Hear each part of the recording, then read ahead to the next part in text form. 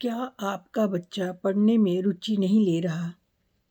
कई बार ऐसा होता है कि पेरेंट्स इतनी सारी कोशिशें कर देते हैं, एड़ी-चोटी का ज़ोर लगा देते हैं कि हमारा बच्चा पढ़ ले, कुछ इसका भविष्य बन जाए।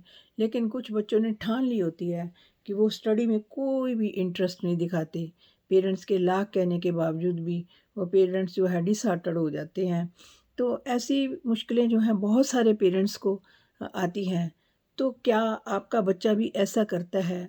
अगर है तो ये वीडियो आपके लिए बहुत ही अच्छी साबित होगी, इसलिए वीडियो को शुरू से लेकर एंड तक ज़रूर देखें। तो सबसे पहले कुछ बच्चे जैसे-जैसे बड़े होते हैं 3, 4, 5 साल आते-आते उनको अपना पेरेंट्स को अपने दिखाना शुरू हो जाते हैं कि हम में ये वाला गुण है, हाँ, ये वाली कैपेबिलिटी है। मान लो कोई बच्चा डांस में ज़्यादा इंटरेस्ट रखता है, तो वो शुरू में घर में कुछ स्टेप्स करना शुरू करेगा, पेरेंट्स देखेंगे। तो ऐसे में कुछ पेरेंट्स तो कहते हैं इसको डांस ही करता जाएगा, पढ़ेगा नहीं। तो इस तरह से है बच्चे की जो वो वाली कैपेबिलिटी है उसको दबा देती हैं, ये गलत है। क्योंकि हर बच्चे में कोई ना कोई भगवान की तरफ से, ईश्वर की तरफ से कोई ना कोई उसको गुण देकर भेजा होता है। तो ऐसे में क्या करें, जो समझदार आज के पेरेंट्स हैं तो वो बच्चे को ट्रेनिंग दिलवाते हैं डांस की या सिंगिंग में किसी बच्चे की रुचि है, तो वो शुरू से इतना अच्छा घर में कुछ अच्छा गाना शुरू कर देता है, तो पेरेंट्स को उस चीज़ को उसको आगे बढ़ाना चाहिए। सिमिलरली कोई बच्चा स्पोर्ट्स में अच्छा है, तो उसको ग्राउंड में लेकर जाइए, उसको कोचिंग दिलाइए और पहली बात ये है कि बच्चे को एम दिखाइए उसका। जब बच्चे ने थोड़ी अपने दिखा दी थी क्यूरोसिटी कि मुझे उसको इसमें इंटरेस्ट है, तो उसको एम दिखाइए कि इस फील्ड में जाने से आप ये बन सकते हैं, वो बन सकते हैं। उसको फ़िल्म दिखाइए, उसको इस तरह से स्टोरी सुनाइए कि वो उस फ़िल्म में अपने आप को देखे कि हाँ, मैं ये बन सकता हूँ। तो ये बहुत बड़ी पेरेंट्स की इस चीज़ में बच्चे के लिए बहुत ही हेल्प होती है।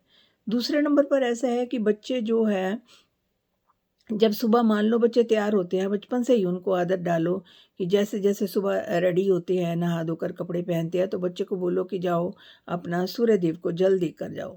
तो सूर्य देव को जल देने से भी शक्तियाँ मिलती हैं, सूर्य भगवान भी बच्चों को शक्तियाँ देती हैं। तो इसलिए उन बच्चों को हमेशा आप एनकरेज करो कि सूर्य देव को जल दो। सूर्य देव को जल देने के साथ-साथ अपने घर में कुछ ऐसे मंत्र लगा दें, हनुमान चालीसा लगा दें, कोई सतनाम वाहेगुरु कुछ भी घर में अच्छा माहौल बनाएँ। सुबह-सुबह जो है घर में पॉज़िटिविटी रहनी चाहिए। जब बच्चे पढ़ने के लिए जाएँ, तो अच्छे माहौल से जाएँ। घर ये ना हो कि सुबह ही घर में फ़ाइट होती हो, मार-धाड़ होती हो, जल्दी तैयार हो जा, ये कर ले, वो कर ले। ऐसे माहौल में बच्चे को मत सुबह उठाइए। बच्चे को सुबह पीसफुल अच्छा माहौल दीजिए जिससे कि वो सारा दिन उसका स्कूल में बड़े अच्छे तरीके से बीते। कई बार ऐसा होता है कि अब सुबह ही ऐसा माहौल हो जाता है कि बच्चा जो है ऐसी वाइब्रेशन कैच करके जाता है, फिर अपने दोस्तों से फाइट करके आता है। तो इस तरह का माहौल बच्चे को नहीं देना। और नेक्स्ट बात ये है कि बच्चे जो है पढ़ते-पढ़ते कई बार सो जाते हैं, तो किताबें उनकी ओपन रह जाती हैं। तो कई वो तो बच्चे हैं, हम बड़े हैं, हमें उन बच्चों की बुक्स को रात जब भी वो सो भी जाएँ या ओपन करके छोड़ जाएँ, तो पेरेंट्स की ये ड्यूटी है कि बुक्स को बंद कर दें। क्योंकि इससे भी जो है अगर बुक्स ओपन रहेंगी तो कोई ना कोई एनर्जी जो है बाहर निकलेगी। तो पॉजिटिव एनर्जी के लिए बुक्स को हमेशा बंद करके रखें। जब भी बच्चे नहीं पढ़ते हैं तो बुक्स ओपन ऐसे खुली हुई नहीं छोड़ी होनी चाहिए, वो बंद होनी चाहिए। और कई बार ऐसा होता है कि बच्चे सुबह उठते हैं, जिस बेड पर सोए होते हैं, उसी पर उठकर पढ़ने बैठ जाते हैं। तो ऐसा नहीं होना चाहिए क्योंकि जिस बेड पर सोए हो आप तो उसमें वाइब्रेशन जो है सोने की है। तो आपको थोड़ी देर बाद फिर नींद आ जाए। मान लो बच्चे का टेस्ट है, सुबह-सुबह उठकर वो बैठ जाता है उसी बेड पर, उसको वाइब्रेशन जो है फिर से बेड जो है अपनी तरफ खींचेगा कि अब सो जाए। तो वो एक्चुअली में फिर सो जाता है। तो इसलिए ऐसा होना चाहिए कि बच्चे का एक स्टडी टेबल बनाएँ। स्टडी टेबल पर क्या है ग्लोब रखें, ग्लोब के साथ-साथ उसमें कुछ फ्रेश फ्लावर्स रखें अगर आपको आपके घर के आस-पास अवेलेबिलिटी है, फ्लावर्स रखें। और बच्चे का जो है टेबल जो है नीट एंड क्लीन होना चाहिए, कुछ में उसमें घड़ी होनी चाहिए ताकि बच्चे को सामने टाइम भी दिखता रहे। तो ये वाली चीज़ हमेशा बच्चे को स्टडी टेबल हमेशा मिलना चाहिए। और कई बार ऐसा होता है कि बच्चे जो है पढ़ने में रुचि नहीं दिखाते। तो ऐसे बच्चों को क्या है, बार-बार हर रोज़ कहना पड़ता है कि आप पढ़ो, पढ़ने से आप ये बनोगे। तो बार-बार एक बच्चे के बच्चे में ये वाली बात डालते जाएँगे, तो वो बच्चा उस चीज़ को कैच करना शुरू होगा और वो धीरे-धीरे उसकी रुचि जो है पढ़ने में बढ़ जाएगी। और कई बार ऐसा होता है कि पेरेंट्स टीचर मीटिंग होती है।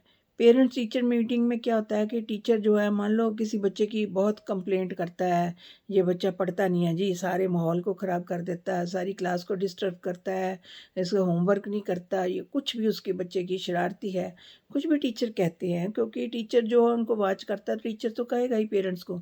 तो ऐसे में कुछ पेरेंट्स तो उस बात को ध्यान से लेते हैं, बच्चे को घर जाकर समझाते हैं, लेकिन कुछ पेरेंट्स क्या करते हैं, बच्चे को टीचर के सामने ही डाँटना शुरू कर देते हैं, उसके कान मरोड़ते हैं, उसको 1-2 थप्पड़ भी लगा देते हैं। तो एक्चुअली में क्या होता है, वो टीचर को खुश कर रहे होते हैं, अपने बच्चे का कॉन्फिडेंस लेवल जो है कम कर रहे होते हैं।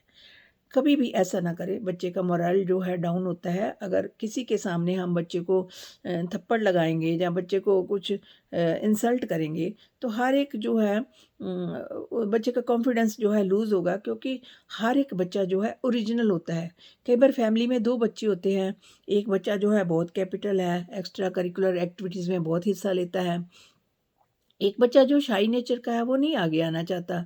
तो पेरेंट्स क्या होता है, ऐसे में दोनों बच्चों को आपस में कंपेयर करते हैं कि ये देख तुम्हारा भाई देखो कितना अच्छा कर रहा है, उसने ये भी कर लिया, ये देखो उसने कंपटीशन में हिस्सा लिया, ये इनाम लेकर आया, तू क्या घर पे बैठा रहेगा, कुछ नहीं बनेगा तू।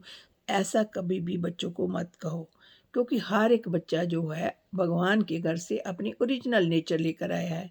एक ही पेरेंट्स के 2 बच्चे ऐसा करते हैं, तो इससे साबित होता है कि भगवान ने हर एक की अपने अंदर, उसके अंदर अपने-अपने गुण डाले हैं। हो सकता है उसमें कुछ और कैपेबिलिटी हो, वो जो आगे जाकर उसकी निकलेगी। अगर बच्चे को हम यहीं पर दबा देंगे, तो उसकी जो कैपेबिलिटी है, जो बाहर निकल कर नहीं आएगी।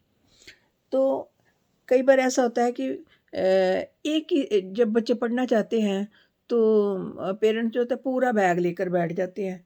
पूरा बैग लेकर मत बैठो, क्योंकि बच्चे को पहले ही हो रहा है कि मुझे पूरा बैग पढ़ना पड़ेगा, ये भी करने का, साइंस भी करनी पड़ेगी, इंग्लिश भी, मैथ भी।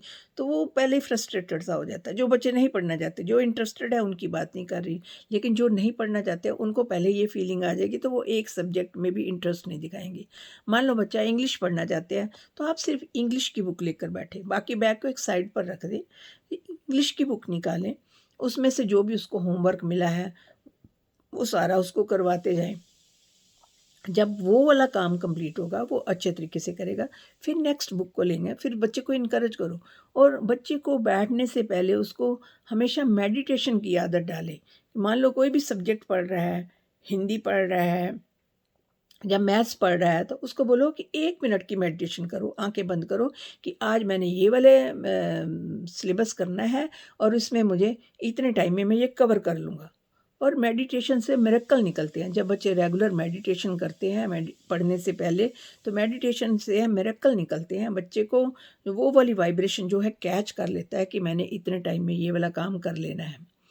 और हमेशा ही बच्चे को रात को सोने से पहले भी उनको मेडिटेशन की आदत डालो कि हे भगवान, मेरा आज का दिन बहुत अच्छा निकला, कल स्कूल में जाकर मैंने ये काम करना है, मैंने ये वाला सिलेबस करना है, इस टेस्ट में मैंने इतने मार्क्स लेने हैं। तो वो जब जैसे-जैसे वो थॉट्स क्रिएट करेगा, तो उस थॉट्स के अकॉर्डिंग वो अपने आप को उसमें ढालेगा भी।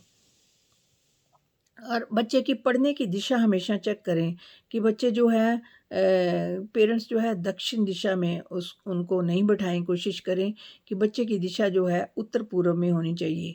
और कई बार ये भी कहा गया है कि बच्चे जहाँ पढ़ते हैं तो उसके पीछे में कोई खिड़की दरवाज़ा नहीं होना चाहिए, सॉलिड दीवार होनी चाहिए।